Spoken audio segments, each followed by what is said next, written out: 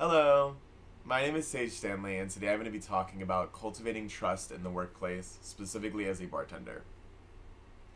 So, as a bartender, it is important to me that I am gauging interactions pretty consistently to see whether or not they are closer on the spectrum to a professional interaction or a more casual interaction.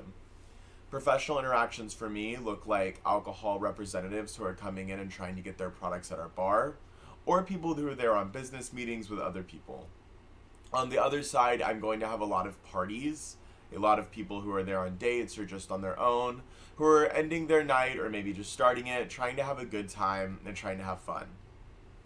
When it comes to the more professional people, I do tend to kind of lay off my social interactions. I try to be very nice and polite with them, but I understand that they're there for business and I leave them to that more than anything else.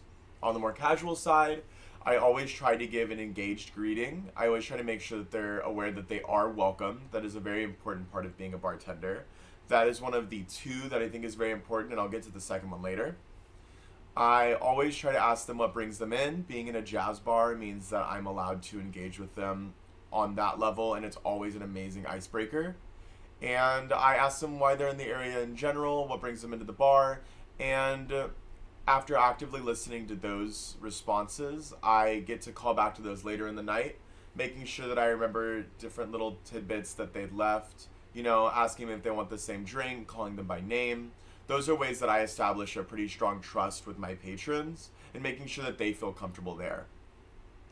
Also, knowing the adverse, not only in professional situations, some people don't really want to be there for a conversation. Knowing that, picking up on that, and knowing to leave well enough alone is actually a great way to establish trust with some people.